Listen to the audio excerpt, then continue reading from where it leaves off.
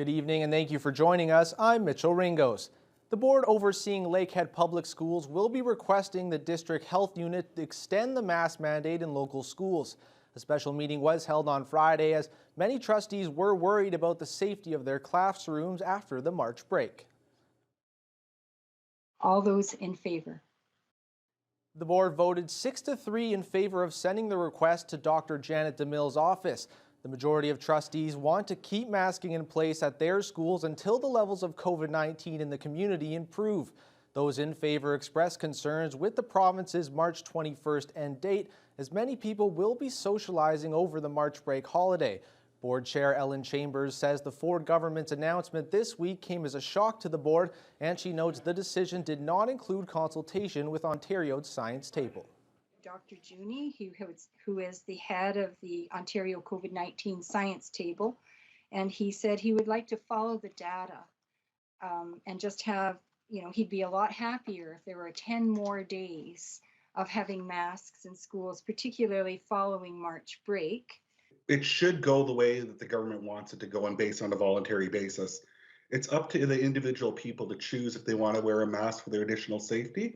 And if people don't feel like they shouldn't need to wear a mask, that should be up to them at this point. Officials at the local Catholic board are taking a wait-and-see approach and acknowledge that any decision would likely affect their school as well. District Health Unit officials say they won't comment until they receive and review the Lakehead board's request.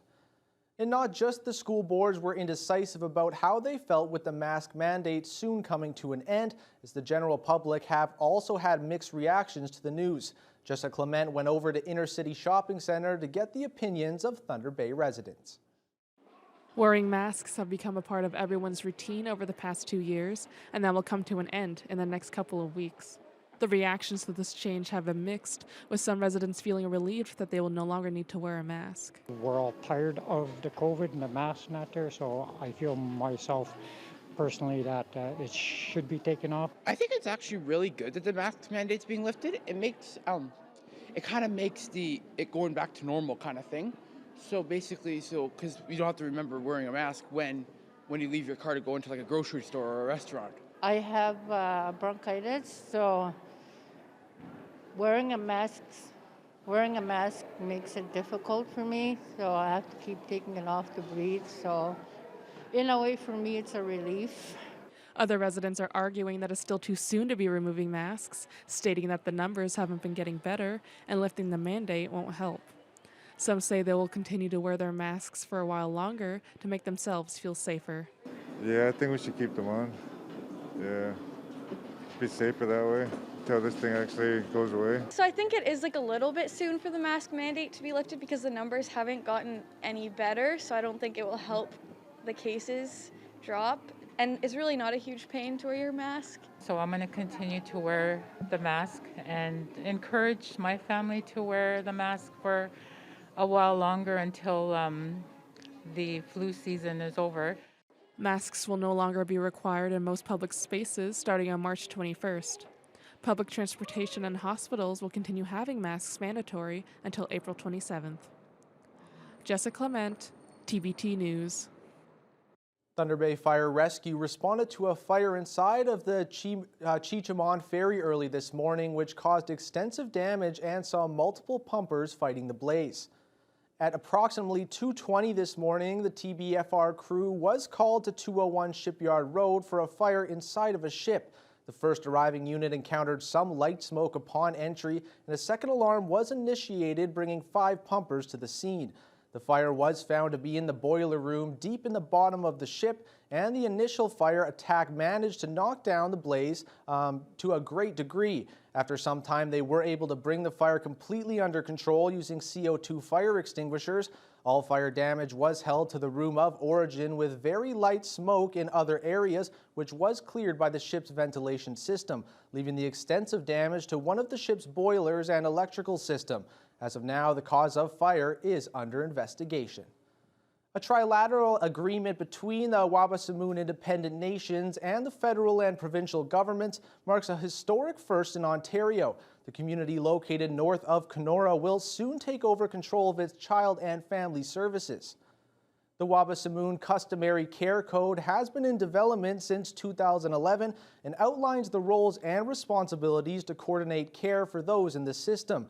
It also provides the mechanism for upper levels of government to provide funding for programs. The agreement was signed Thursday by Chief Waylon Scott, Federal Indigenous Services Minister Patty Haidu, and Ontario Indigenous Affairs Minister Greg Rickford. Chief Scott says while his community is the first in the province, many others in the region are getting closer to agreements of their own, and this is the way of the future for Indigenous care. If any problems that our communities run into in other jurisdictions, we want to make sure that they're well taken care of and that they come back to rightfully being in our community. For too many generations, your children and your families have suffered an enormous loss of one another. An enormous loss, a loss that can't actually be made up in many cases. Children and parents and families have suffered, and the losses have meant great hardships to bear. Spring, you can kind of feel, at least during the day, it represents a new season and a new beginning. So it's fitting from a timing perspective that we would have this opportunity. Because today the nation of Wabasimoon have charted their own path forward. It's a new season. It is a season of healing. Council and Terrace Bay met in person this past week to approve the last budget of the current term of council. Ratepayers will see an overall 2.49% property tax increase over last year. As well, council met with a delegation which provided an update on the township's municipal asset management plan. Adam Riley reports.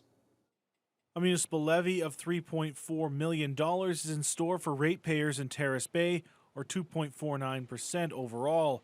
It means an average residential tax bill of $2,300 will see an increase of $72.09 for the year.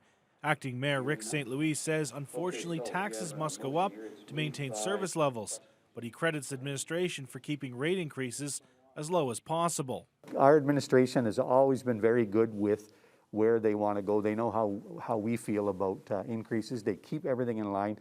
And we've got in the last 4 years especially, we've had a really good plan about updating our equipment. And over the 4 years, if you look, we've done major improvements to public works and a few other things. Noticeably other projects that saw a complete overhaul of the storm sewer system on Radisson Avenue and Kanagabe Road, as well more recently Mill Road, which will see further improvements this year. St. Louis says the town recently ordered a new fire truck as one of the new capital purchases for Terrace Bay. As well, water users will see a 3% increase in their bills, which keeps the water treatment plant and its associated infrastructure running. Council was also given a breakdown of its asset management plan. St. Louis says it's a requirement for municipalities and sometimes difficult to accept, but he has a positive outlook despite the challenge they face. The bottom line is we're no different than any other municipality. We have an infrastructure gap as far as spending goes, and it's something we'll look at. We're slowly addressing it. I think everybody in any municipality will tell you it's going to be a challenge, but we'll just put our nose to the grind and we'll slowly work at it. And the main thing is we'll just make sure that we look after what we have. Some of the infrastructure in Terrace Bay has been around for almost as long as the community itself, which will celebrate its 75th anniversary this summer. A Kenora icon which has been attracting tourists for photo ops for the past 55 years is about to get a facelift this summer. On Friday, Kenora Rainy River MPP Greg Rickford announced nearly $500,000 from the province to restore Husky the Musky and refurbish the surrounding McLeod Park. The investment is aimed at attracting tourists and revitalizing the Kenora harborfront. The 40-foot-tall metal sculpture of a giant muskellunge has graced the area since the 1960s, but needs repair and a fresh coat of paint. The work will be carried out this summer and also includes lighting and washroom upgrades and improved accessibility for those who flock to see the famous fish. Students with Pope John Paul II Environmental Club have been collecting styrofoam for recycling and got a chance to see their hard work pay off firsthand. The kids got a tour of local company EcoCarbon Foam, which is turning used styrofoam into environmentally friendly insulation. Vasilios Bellos reports. The students have been collecting styrofoam at their local school to be given to EcoCarbon Foam, all knowing how wasteful it is for the landfill and the importance of recycling it. The kids were excited to be taken around the factory in Oliver Papoonge and learn more about exactly what happens to the styrofoam they gather.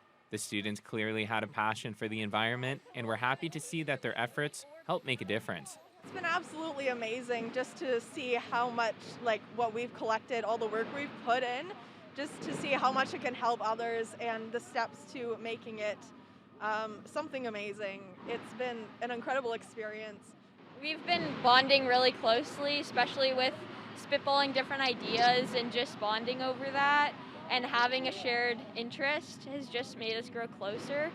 EcoCarbon Foam was recently certified, allowing them to sell their insulation across Ontario and out of province. Jason Brassard is a sales manager with the company and says the students' work has brought awareness to the environmentally friendly operation.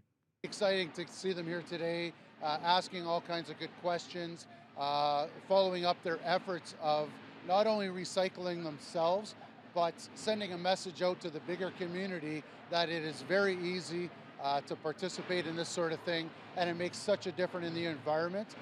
Really proud of their leadership skills and their action to follow through with all this. It was great.